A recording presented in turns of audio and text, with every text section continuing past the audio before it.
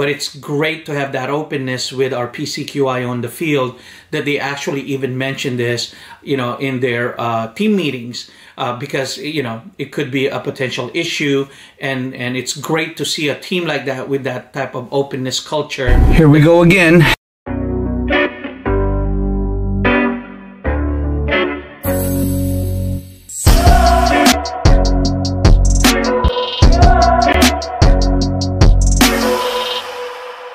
Hello again, PCQI, and welcome to our segment of GMP training for our food category, section personnel, subsection cleanliness, subsection personal cleanliness section. All right, this is Title 21 CFR 117, which is our CGMP HARP-C for human food. We're going to be on the subsection of cleanliness. So let's take a look at it again, okay? So cleanliness, all persons working in direct contact with food, food contact surfaces, and food packaging materials must conform to hygienic practices while on duty to the extent necessary to protect against allergen cross-contact and against contamination of food. The methods for maintaining cleanliness include maintaining adequate personal cleanliness, okay? So now on this part of the personal cleanliness, there's always a lot of questions that comes up on certain things that needs to be addressed. But let's just kind of go over what is maintaining personal cleanliness in general definition in our day-to-day life, and how that would then cross over in our food manufacturing facility. So let's take a look at some of the recommendation that we've received. Regular hand hygiene, right? Washing your hands thoroughly with soap and water for at least 20 seconds, especially before and after eating, right? Using the restroom or handling food and between food handling activities. So that's kind of our regular hand hygiene. Basically, there's also some comments. What if we don't have soap and water available in that particular station? What does that look like? And some best practices uses alcohol-based hand sanitizers. So some of our manufacturing client, they actually have like a buzzer for every 15 or 20 minutes for for their team to either wash their hands or apply hand sanitizers to continue on. So it depends on your process. The other part of it on personal cleanliness, obviously showering and bathing. And this is kind of our common things that we talked about to our team. Please do take a shower and take care of yourself before you come to work. And perform all of those other activities when it comes to your personal hygiene, such as oral hygiene, right? Take care of your mouth, things like that. So because of pandemic, we wear a lot of masks, right? Before, and I know some food manufacturing sites still that is still applicable. Obviously, some of the plant we work with, they just kind of left that on there for the fact that now they recognize that there are certain bacteria that comes out, of our mouth, and that mask is also become a preventive measure, especially when they see or notice their employees, they're talking and there's an open product. So they, some of our PCQI have pointed it out that, those are airborne, aerosol from our breath that could contaminate the product. So they're leaving the mask on, for that as preventive measure. So I just wanted to share that with you. Hair care is the next part of this. Obviously, we're looking at that personal hygiene part of it for dandruff control and all of those things. So all of these things that's kind of applicable in our daily life. Obviously, it's also looked upon within the facility.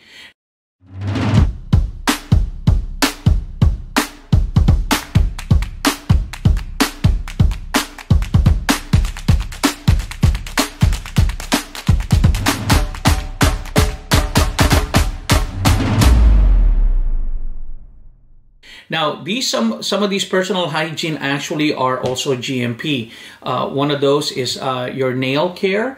Obviously, later on, we're going to be talking about, using fake nails or artificial nails. Are they allowed or not? But just, your general trimming of your fingernails so it doesn't cut your gloves when you're donning gloves on and things like that. And using a nail brush to clean it, maybe making that part of your hand washing station. So we're dealing with food, so it depends on your risk level. So I know some of you are watching, there are on a higher risk level in your process, and you have a different type of requirements when it comes to this topic. We talked about clothing and laundry, right? Wearing clothes regularly. And in previous video, we talked about the lab coat or a uniform that is supposed to be covering your outer garments, and you're taking it home. What would that look like? So obviously, as part of the personal hygiene requirement, practicing proper laundry hygiene, by, washing your clothing, as well as, your other stuff at home, bed sheets, towels, to kind of minimize those from coming to your plant. But as a PCQI, we can't control those, so we can only discuss things that comes in our facility. Personal care products, obviously now, some process that I've worked with, that the material is so sensitive and absorbing that certain deodorant are not allowed, perfume, cologne, all of these things that we want to let the whole world know that, we took a shower that day and we smell good, right? Unfortunately, depending on your process, that you might have a different policy for those type of colognes or perfume. So that's going to be up to you for that. Let me see here. Well, there's one part right here that's been mentioned before from our other PCQI, who happens to be a female, on menstrual hygiene, right? I'm sure I'm going to get an email from you guys about it, because this is like something that nobody really wants to talk about. But her point was, as a PCQI, she has a majority of a female team, and this is something they talk about maintaining sanitary pads, tampons or whatever, those devices like menstrual cups. I'm just looking at my notes, okay, PCQI. So, as a man, obviously this it just kind of goes over my head, but it's great to have that openness with our PCQI on the field, that they actually even mention this, in their team meetings, because, it could be a potential issue, and it's great to see a team like that with that type of openness culture, that they can talk about these things that could be considered, very sensitive, right? But anyway, so we're learning from each other. So thank you for sharing that, everybody. And like I said, email me info@Consultaire Inc. Please do share, and I appreciate all of your input. All right, and included with that is obviously washing hands and all of that aspect of taking care of our hand hygiene. One part is foot care or footwear. Obviously, in this part right here, there's a lot of things about your feet. Because you're on your feet all the time that you need to take care of. But mainly for me as a PCQI, also are the shoes. Because, I've seen shoes that are just really tore up, and they're from the outside. Maybe one of our technicians loves to skateboard or do some, outdoor stuff. And the shoes, they just get tore up by the road and whatnot. And next thing you know, they're in your facility, and and dragging all of those things. So that might be something that you need to look at as a PCQI on your process. Are you going to look at coverings for the foot cover or shoe cover and whatnot? And we have a whole segment of those applications on other videos, so do search that on our All About Compliance Challenge.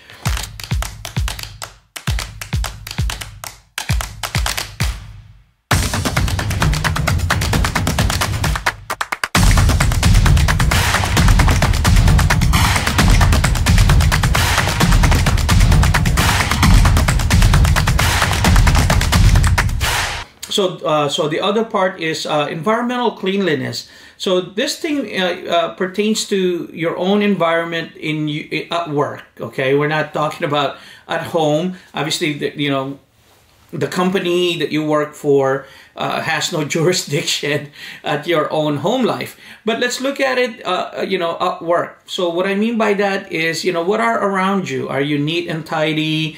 Are you very mindful of your own personal cleanliness when you're at work?